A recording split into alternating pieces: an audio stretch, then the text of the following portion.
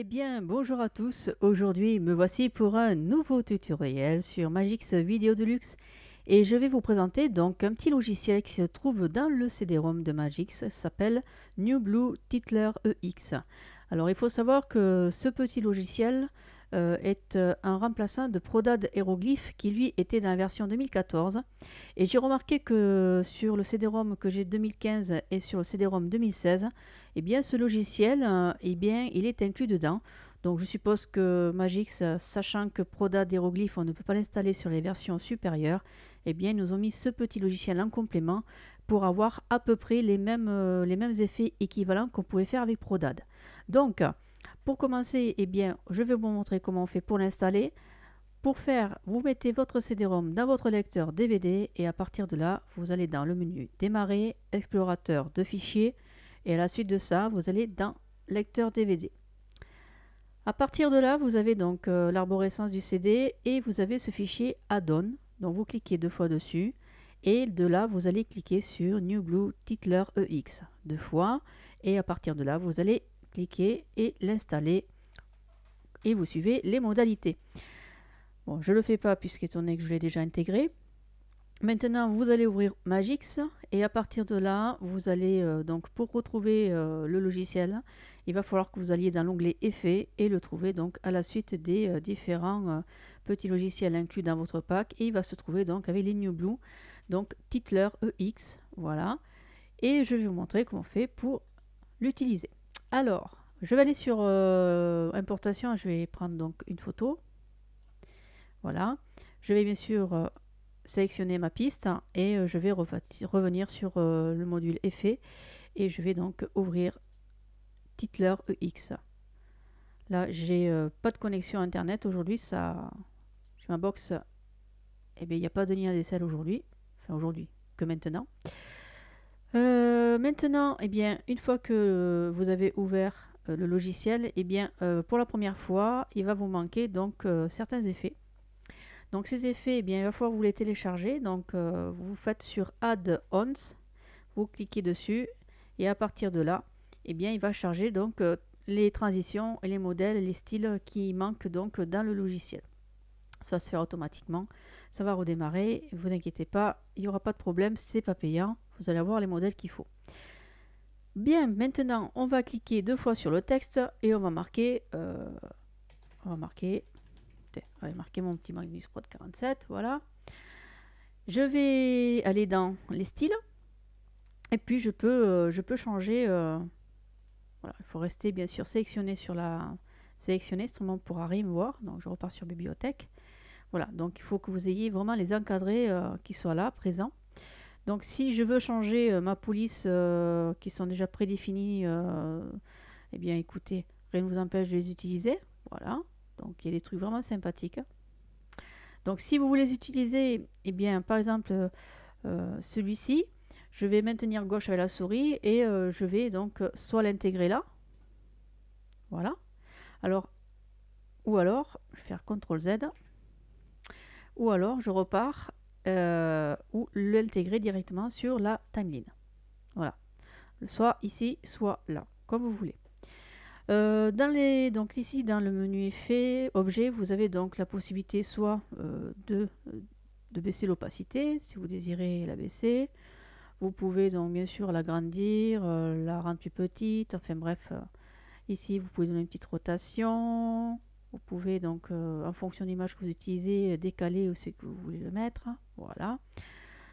Donc l'opacité je vais en mettre au maximum. Ici je vais en mettre à 0. Je vais supprimer 0. Je repars ici, je clique deux fois dessus, supprime 0. Voilà, vous voyez comment je fais. Supprime 0. Voilà, donc en revenu à l'initial. Si vous désirez, entre guillemets, vous pouvez tout simplement bouger avec le petit curseur donc de déplacement. Hein. Vous pouvez faire comme ceci aussi, rien ne vous en empêche. Vous pouvez jouer aussi avec les poignets, si vous voulez agrandir, tout ça. Vous pouvez aussi faire comme ceci. Au lieu d'utiliser ça, vous pouvez utiliser directement par les moyens de par ce moyen. Donc là, eh bien, quand tu veux, ça sert à quoi? ça sert à quoi? C'est une bonne question. Dessus, ça fait rien du tout. Je fais ça.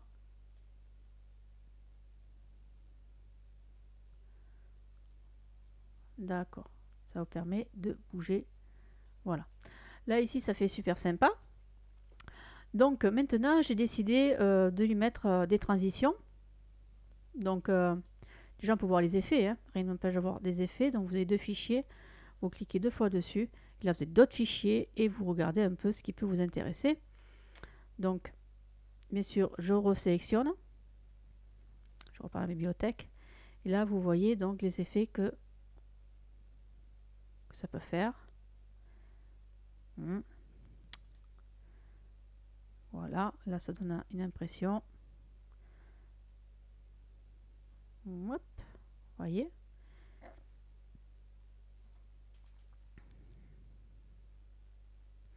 Celle-ci m'intéresse, donc je clique gauche, je maintiens, je dépose sur la timeline. Donc là, vous voyez, c'est pour donner vraiment un effet très sur toute la longueur donc, du texte, d'accord. Maintenant, ce que je vais faire, je vais... bon, ici, vous avez des paramètres. Donc, à vous de voir si... On va voir ce que ça donne. Là, vous voyez, ça donne plus d'effet. Tout dépend ce que vous allez... hop. Alors... Coucou. Voilà. Je ne me rappelle plus ce que c'était. Racing. Non plus. Oh, oh. On va faire CTRL Z. CTRL Z. Est-ce que ça fait quelque chose?